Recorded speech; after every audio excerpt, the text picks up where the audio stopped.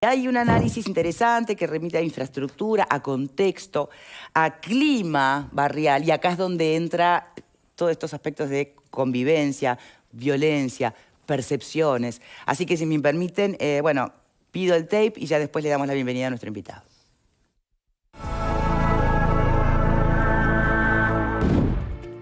Los datos están incluidos en un estudio del Instituto Nacional de Evaluación Educativa que publicó El País.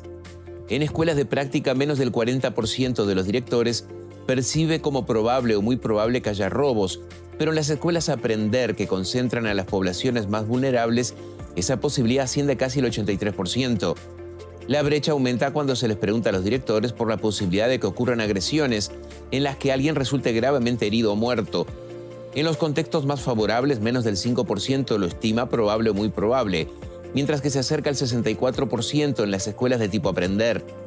En los colegios privados, en escuelas de práctica y en las escuelas urbanas comunes, es donde los directores observan menos chances de que ocurran robos, peleas entre vecinos, trifulcas con armas y hasta actos de vandalismo. La segregación, advierte el INED, no disminuyó y en algunos tipos de escuelas se acrecentó. En las pruebas del año 2017, el 58% de las escuelas Aprender eran de contexto muy desfavorable y en el 2020 eran el 62%. Las de contexto desfavorable pasaron del 27 al 34%.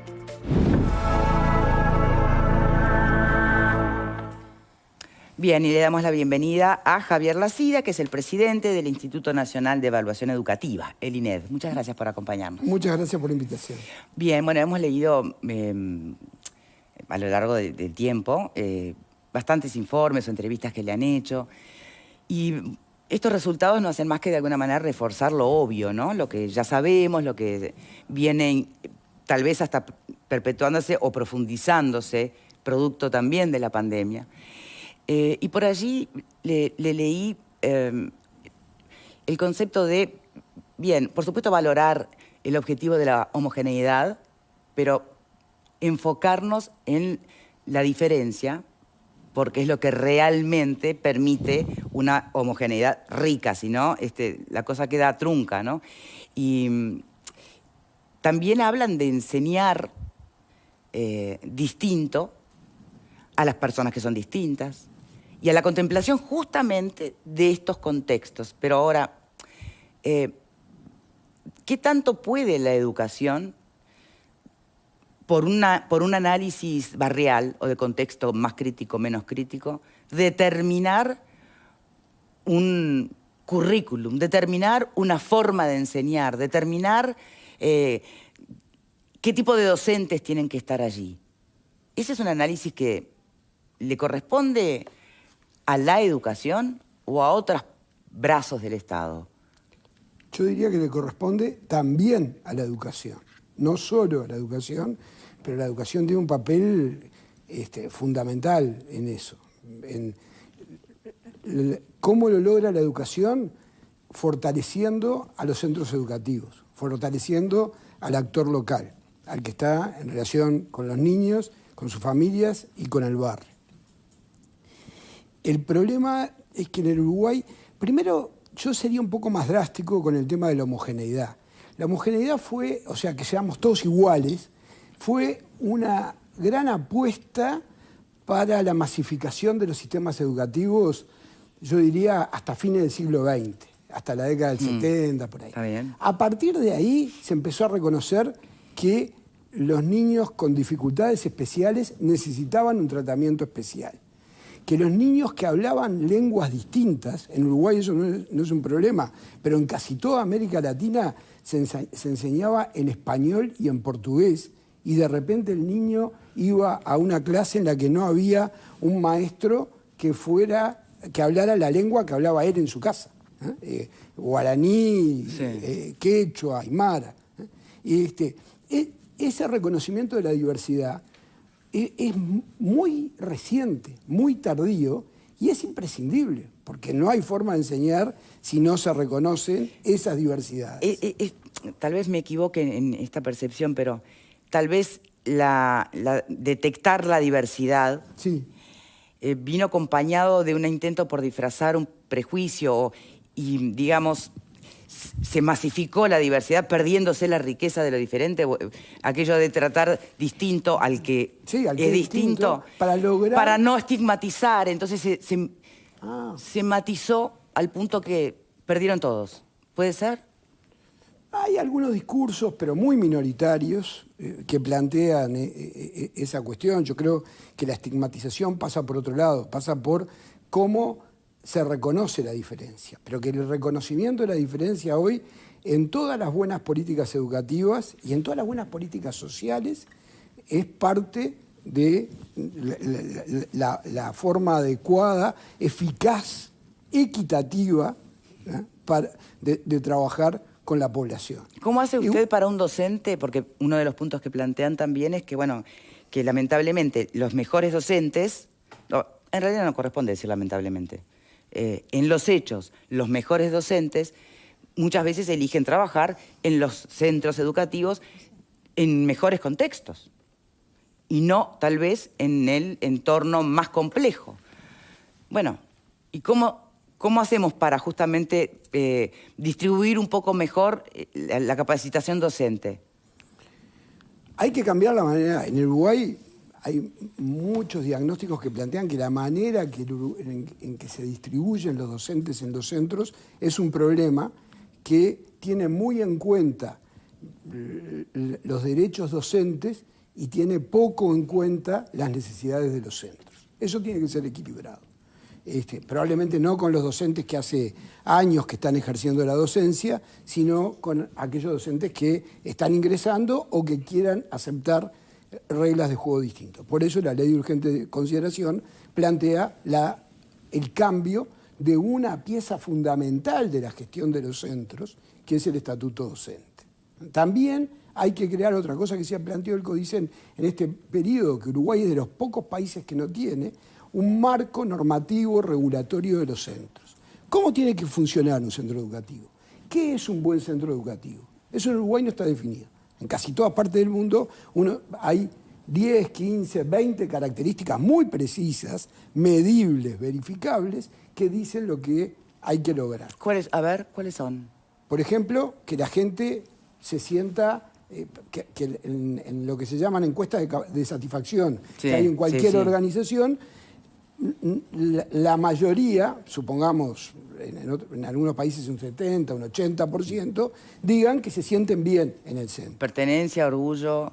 Bueno, pertenencia ya es como un nivel superior. Ojalá, hay muchos estudios que muestran que cuando los estudiantes se sienten que son parte del centro, que son de tal centro, que tienen identidad, eso ayuda a que aprendan más. Aunque uno diría, parece una cuestión subjetiva, afectiva, de hecho eso ayuda al compromiso, al trabajo en conjunto, al vínculo. Al cuidado del centro también. Al cuidado del centro, por supuesto, a que se sientan bien.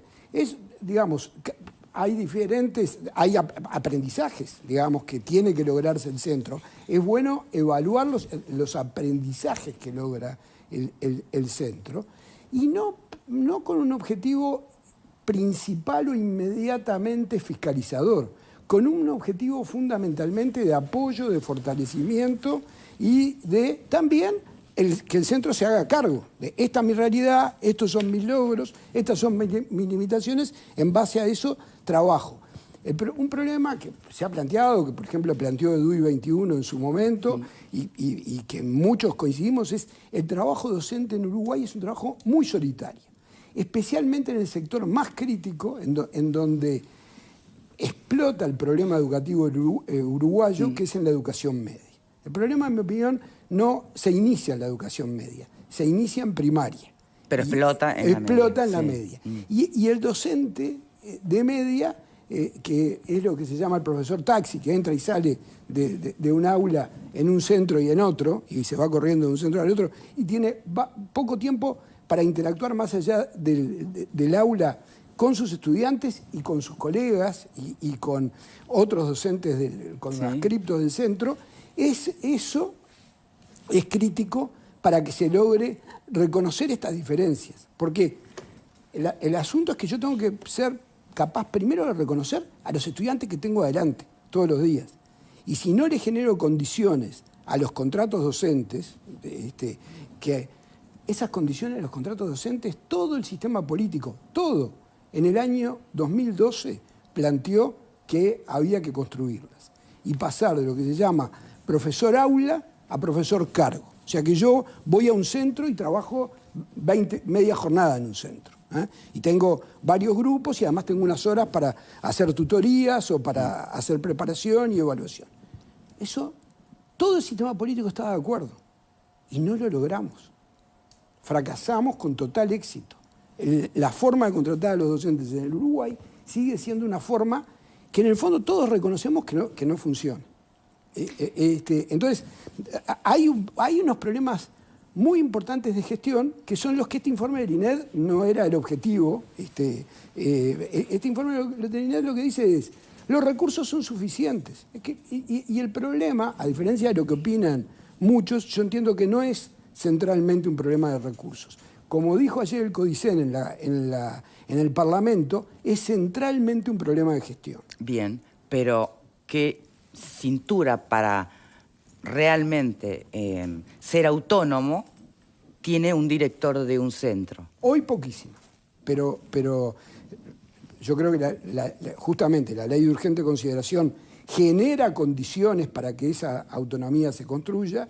Los objetivos del CODICEN en este periodo de gobierno van dirigidos a ir, porque tampoco se puede dar autonomía a centros que han funcionado desde hace décadas con una cultura centralista administrativa. De un día para el otro no se puede pasar a una cultura que reconozca las diversidades, que planifique y evalúe. Hay que hacerlo progresivamente. Lo primero ha sido generar las condiciones. Ustedes se imaginarán, en pandemia era imposible haberlo hecho. Recién este año se está pudiendo empezar a retomar la vida de centro, digamos. Y yo entiendo que la buena manera es ir haciéndolo sin prisa y sin pausa. Quiero abrir el panel, obviamente, pero la última, que aparte así ya nos metemos más en el tema, ¿no? Porque hay mucha referencia a la percepción de inseguridad o de violencia por parte de los directores encuestados. Y también estamos en lo obvio, en lo ya esperado, y es que en los centros ubicados en contextos más críticos, los directores tienen una mayor percepción, obviamente, de peligro y de violencia en sus distintas formas, hasta intraaula, ¿no? O sea, porque también, en muchos casos, son niños que han venido mamando esa violencia desde su propio hogar. Entonces, tienen una percepción del mundo donde ciertos códigos están más naturalizados. Y ahí vuelvo a preguntar, ¿no? Si a mí me toca ser director de un centro en contexto crítico, donde tengo esta percepción, además de que los datos después lo puedan corroborar o no, de peligro, de violencia, de dificultades en la convivencia, que van, por supuesto, ahora a dar más la capacidad de enseñanza y de aprendizaje. Yo necesito más recursos. ¿Por qué me dicen que no es un tema de recursos? No, yo no dije que no fuera un tema de recursos. Yo digo que no es que con los recursos son condición necesaria, pero no suficiente. O sea, con los recursos, capaz que me expresé mal. Lo que yo critico, sí, es un discurso que centra el tema en los recursos. No, está claro. Y como si los recursos fueran la solución. No, ahí está después la gestión de los recursos, está clarísimo. Y además lo demuestra la historia reciente del Uruguay. El Uruguay invirtió, y está bárbaro que lo haya hecho, muchísimo más en educación, pero no logró resultados. Entonces, quiere decir que además de gastar más, hay que gastar distinto. Hay que gastar con otra, como decía el ministro Astori, calidad del gasto, con otra eficacia del gasto. Y para eso hay que fortalecer y empoderar a los centros educativos. Bien, panelistas. Sí, yo Verónica. me pregunto, creo que todos estamos de acuerdo en que hay que cambiar ese paradigma o tratar de cambiar de que los docentes más capacitados pudieran abordar desafíos en las escuelas y en los centros educativos de contexto crítico, pero ¿cuál sería la solución? Porque tal vez cuando una escuela queda en un territorio de puja de bandas de narcotraficantes, no alcanza con decirle a ese docente, mirá que vas a cobrar tanto más la hora para que aceptes ese desafío. ¿Cuál sería realmente lo tentador que se le puede presentar a ese docente para revertir lo que hoy tenemos, que es que bueno, los menos capacitados o los que recién comienzan son los que terminan aceptando las horas en esas escuelas? El dato que tenemos, para ser bien preciso, es los que cobran más son los que van a los centros de más recursos. O sea, el sistema educativo hace lo contrario de lo que uno podría decir. Le da más a los centros a los que van los alumnos que tienen más, ¿no? Eso es, después, ya todo lo otro es más delicado y más complicado. Pero el dato es ese. Claro, pero pensando en una reforma, ¿no? ¿Qué les podemos ofrecer a esos que cobran más para que en vez de ir a esos centros que tienen más recursos... O para pagarles más a los que van a... Exacto. Es como cómo llevas especialistas al interior, pensando en, claro, en medicina, porque, por ejemplo, a ver, ¿no? si lo que está en juego es tu tranquilidad, el llegar todos los días al centro educativo íntegro, el tener que enfrentar una jornada laboral bastante compleja o más compleja que la que enfrentan los otros, ¿alcanza con que el incentivo sea económico? Yo creo que no alcanza. Claramente no alcanza, pero tiene que existir también el incentivo económico.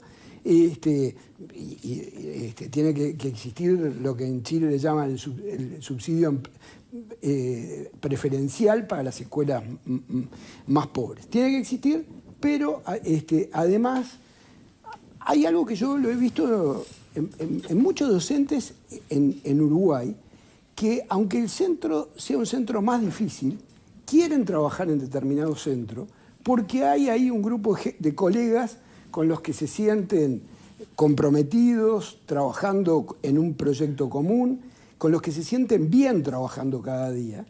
Y entonces optan por entre trabajar en un centro más lejos y con la realidad más dura, optan por ese centro cuando podrían estar eligiendo otros. ¿Lo vocacional no es clave en esas decisiones o no necesariamente? Yo a veces le tengo miedo porque es lo profesional. Yo a veces le tengo miedo a lo vocacional, como si la docencia fuera una actividad que se hace... es un buen profesional. Digo, todas las elecciones profesionales tienen un componente vocacional y un componente también de oportunidades, limitaciones, historias de historia familiar, de un montón de cosas. Yo no diría que... Por eso yo a veces bueno, pero me entendí la pregunta. Sí, no. Claro, pero no se puede hacer una reforma pensando en lo vocacional, o sea, apelando a la vocación de los docentes que quieran adoptar esos desafíos. Yo creo que hay que, como plantea muy bien el Codicen, como planteó muy bien el DUI 21, hay que hacer una reforma apostando a la profesionalización docente. Y a que hay una enorme mayoría de docentes que quieren profesionalizar su trabajo, que quieren mejorar. La plata es parte de la profesionalización, no es solo, es generar condiciones. Es que yo pueda hacer otras cosas en el centro además de dar clase, que yo pueda trabajar con mis colegas, y que yo pueda planificar, que yo pueda evaluar lo que estoy haciendo. Un dato de la investigación comparada, los centros en los cuales los docentes hablan entre ellos sobre sus alumnos, sobre qué experiencia tienen, qué problemas tienen, cuánto van aprendiendo, son centros que, y esto está probado con estudios cuasi experimentales, muy rigurosos, son centros en los cuales los estudiantes aprenden más. ¿Por qué? Porque los docentes los acompañan integralmente. Porque el trabajo docente hoy, está muy demostrado, es un trabajo en equipo. Y el trabajo docente hoy, sobre todo en media, en Uruguay, es un trabajo muy aislado. ¿Alguien más? Sí, yo tengo una pregunta. ¿Sí? Usted planteaba, y comparto la visión, pero la duda que me genera a mí es, si usted mencionó que esto había sido planteado y fracasó, No, fracasó porque no se implementó. Pero claro, porque no se implementó, ok. No porque funcionó mal, es porque... Ahí son las inercias del sistema educativo. Al sistema educativo le cuesta mucho cambiar, incluso habiendo voluntad de quienes representan a todos los ciudadanos, que son todos los partidos políticos. Claro, pero ¿no genera una situación de distintos estatutos entre los docentes que venía trabajando de una forma y este nuevo planteo, y puede traer un problema de que yo diga, bueno, pero yo ingresé a esta profesión con este panorama y ahora me cambian las reglas del juego? Hay dos alternativas a eso. En mi opinión, las dos peores. Una alternativa es imponerle el nuevo estatuto a todos los docentes. Yo creo que eso además generaría juicios porque sí, claro, afecta a derechos adquiridos, no sé qué. Y la otra es todavía peor, es no hacer nada. Y mantenernos con el estatuto actual, que sabemos que es parte del problema, no parte de la solución. Entonces, y además, esto de los cambios progresivos, centrándose en las nuevas generaciones de docentes, es parte también de las buenas prácticas en el mundo. Estamos de acuerdo, pero ¿cómo los convence? Bueno, hay algunos que no es convencerlos, es proponerles, porque pasa a ser la propuesta de ejercicio de la docencia hacia adelante en el Uruguay. Y después yo creo los mucho sindicatos van a decir que sí. ¿Cómo? Claro. ¿Y los sindicatos qué rol juegan ahí? Los sindicatos tienen que jugar un rol de diálogo, de negociación, pero después quien decide es la autoridad que gobierna la educación. Bien. Y un último sí. comentario, perdón, brevísimo. Yo creo mucho, no sé si algunos se deben de acordar, de la campana de Gauss, Sí. estadísticamente, Sí, claro. que los procesos de cambio son así. Hay un 20% de gente que son los primeros entusiastas, comprometidos, que se meten en un cambio. Después hay un pelotón de un 60% que, en la medida que vio que el 20% le fue bien, se tira al agua. Y después va a haber un 20% que yo voy a ser cruel. Hay que esperar que se jubile. Bueno, pero usted, sí, es un poco cruel. Perdón. Pero usted vivió de cerca el intento de reforma de Rama. Sí, ¿No? Bueno, en mi opinión la reforma de Rama no fue un intento, fue una reforma realizada y exitosa.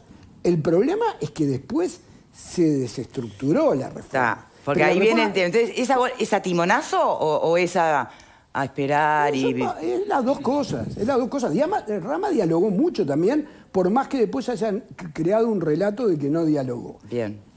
Fernando. No, yo veo otra vez la inoperancia del sistema político en el conjunto, ¿no? Una frase del INET dice, viene observando este fenómeno desde al menos 2013 en forma consecutiva. 2013, ¿no? Ya vamos a cumplir 10 años y viene observándose. Como que no se termina de poner el foco en los educandos, en los niños. No se termina de poner el foco, porque acá estamos pensando en los docentes de mejor grado son los más acomodados y todos buscan instituciones de la costa sureste porque seguramente viven cerca y les queda cómodo.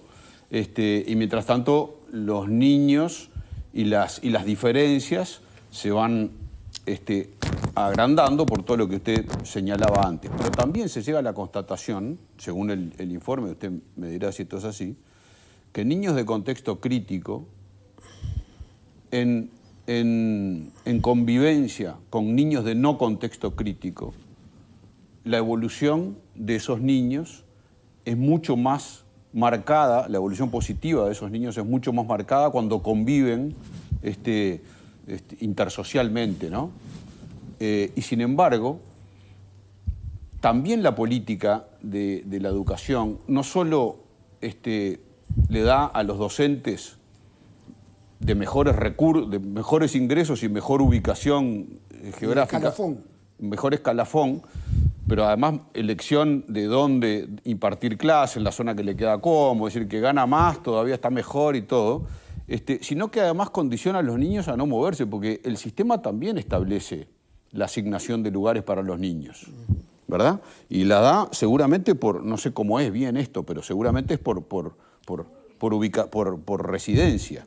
Entonces, dice, la segregación creciente en inicial y primaria está relacionada con la forma de asignación de los estudiantes a los centros. Es decir, obliga al niño a ir a ese centro, pero le saca el mejor docente para otro centro. O sea, es como diabólico en contra del niño, ¿no? Por lo menos...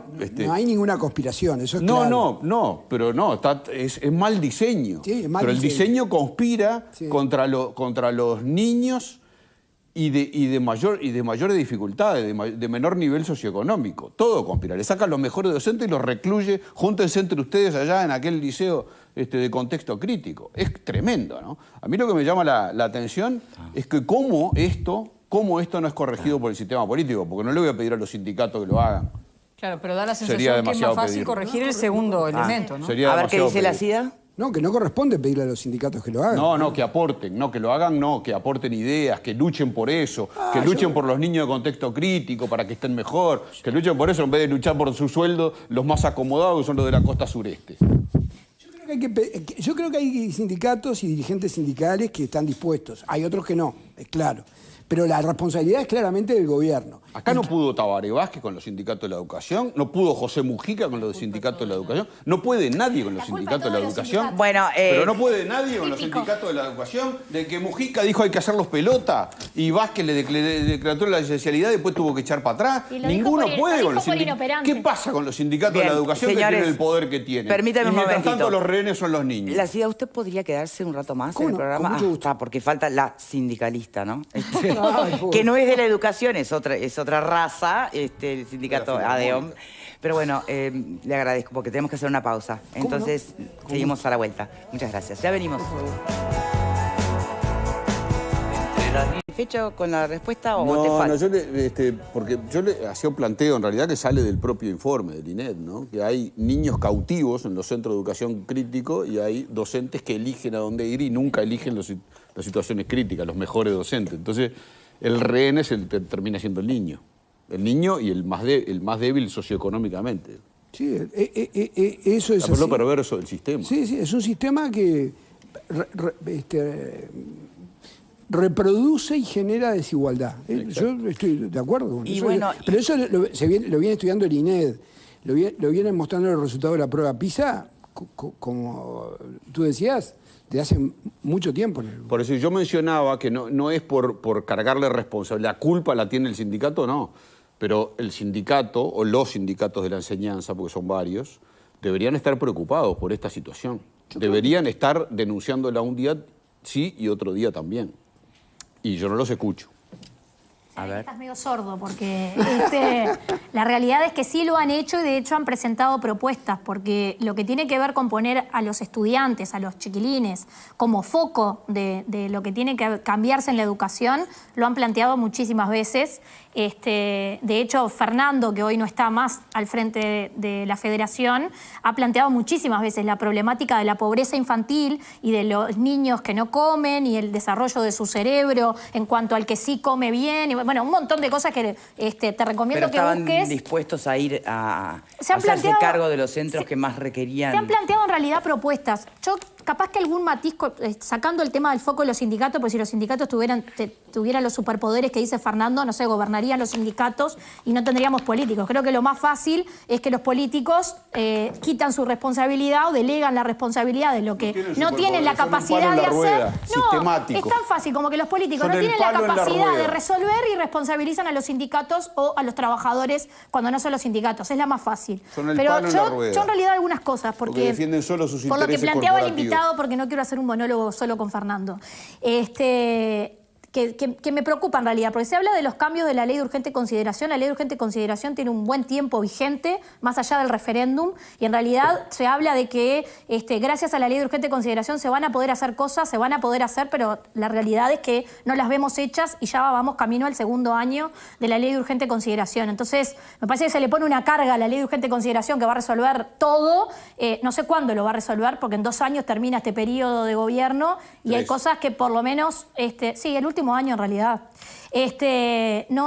no veo ese camino al cambio. Veo todos titulares, pero no veo todos los titulares, pero no veo lo que se ha hecho en este proceso de cambiar estas cosas. ¿Por qué lo digo? Porque, por ejemplo, el otro día escuchaba lo que tiene que ver con que se decía que se creaban centros, por ejemplo, para estudiantes con TEA, ¿no? Algo que más allá del mundo sindical también. Está probado que lo peor que podemos hacer es crear centros que solamente tengan a personas con esta condición, sino que lo mejor es, como lo que decía Fernando, en cuanto a las personas de contexto crítico, de poder llevarlas a no llevarlas a otro lugar, sino mezclar, integrar alumnos de distintos contextos. También está probado que a la mayoría de las personas que tienen TEA de alto rendimiento, lo mejor que podemos hacer es integrarlas. Entonces, no hay un programa de cómo integrar, de cómo formar al docente para que pueda hacer esta integración y esta adaptación de programas, pero se celebra, por ejemplo, el hecho de que se creen centros específicos. Capaz que políticamente se evalúa como súper positivo, pero va en contra de las necesidades de esta población, por ejemplo, ¿no? Entonces, como que veo que hay mucho titular y mucha necesidad de lanzar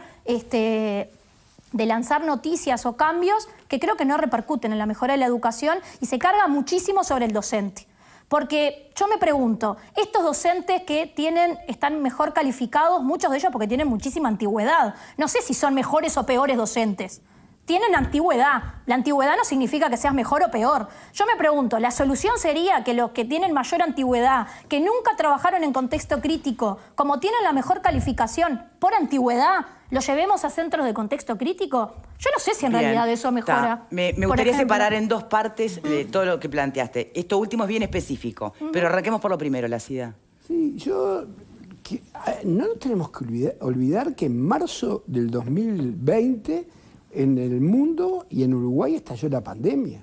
Entonces, cuando tú decías la LUC está vigente en un contexto del país que especialmente le generó una situación adversa al funcionamiento del sistema educativo. Estamos hablando de fortalecimiento de los centros, de centros que funcionaban en una especie de imprevisión e incertidumbre cotidiana, porque uno no sabía si el compañero o uno mismo estaba con COVID, el grupo iba a pasar 40 días, o su docente, o sea, la verdad me parece que evaluar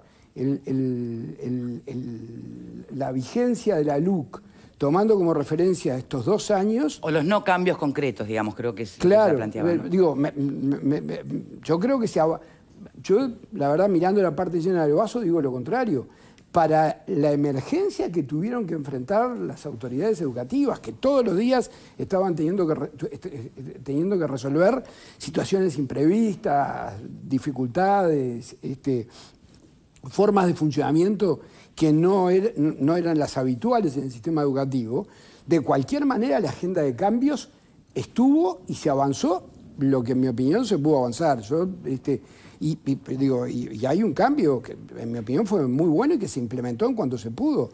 El sistema, como yo diría, el 90% de los sistemas educativos en el mundo funciona con directores generales y no con 3 consejos. O sea, la educación media, la educación técnica, la educación primaria, dependen en todo el mundo de un director que después tiene sus equipos. En el Uruguay teníamos una tradición de colegiado en ese formato de gobierno. Yo no quiero volver a discutir la LUC, pero tampoco quiero dejar pasar de que no se hicieron cambios o no se ven los resultados de los cambios, porque me parece que no mirar la realidad de estos 2 años del Uruguay. Otra de las preguntas que o de las reflexiones de Valeria, la concreta es, ¿qué garantizaría, cuál es el criterio para advertir quién sería el mejor docente? ¿El de mayor antigüedad o cómo? Porque tal vez, creo que la cosa pasa por el criterio, ¿no? ¿Qué hace a un mejor docente? Yo creo que la clave es la práctica educativa y que es muy complicada de verla, además cuando uno los visita muy esporádicamente. En mi opinión, y acá estoy hablando a título absolutamente personal, la evaluación tiene que ser mucho más, también de los docentes, una instancia del propio centro y del director del centro. Bien. Hoy en educación secundaria, por ejemplo, el 70% de la evaluación recae en el inspector. Y el inspector visita muy esporádicamente, a veces una vez al año, a veces con menos, porque hay pocos inspectores, a los docentes. Entonces, el que evalúa el 30% es el que lo está viendo todos los días. Entonces, eso hay que cambiarlo. El que puede ver la práctica educativa, el que puede preguntarle a los estudiantes cómo se están sintiendo en clase. El que puede preguntarle al docente qué dificultades está teniendo y qué está mejorando o no mejorando es el director. Bien. Tenemos más... Ay, nos tenemos que ir. Bueno, la última. ¿Usted está convencido que, aunque no es su frase ni de su partido, aquello de cambiar el ADN de la educación, está al menos esbozado en la LUC? Sí. No, mucho más que en la LUC. ¿Dónde? La LUC genera las condiciones. Hay 2 documentos más. El Plan de Política Educativa Nacional del Ministerio de Educación, que fue elaborado con una participación muy fuerte de la ANEP, y el Plan Quinquenal de la ANEP. Si uno mira todo, ojalá que la ANEP pueda hacer buena parte de lo que se propuso en el plan quinquenal, porque sería un cambio en la buena dirección de muchos de los problemas que estamos planteando. ¿EDUI 21 está aportando? ¿Aportó? EDUI 21 también es una lectura, no es la lectura del INED, es mi lectura absolutamente personal. Yo creo que este plan quinquenal de la ANEP y el plan de política educativa nacional le debe mucho a EDUI 21. Bien. Seguramente no hay cosas de EDUI 21 que no están, pero hay muchas que están en el plan que son gracias a EDUI 21. Javier Lacía, entonces, presidente del INED, muchísimas gracias por habernos acompañado. Gracias a ustedes. Y a ustedes en casa, como siempre, por estar del otro lado. Hasta mañana. Entre el olvido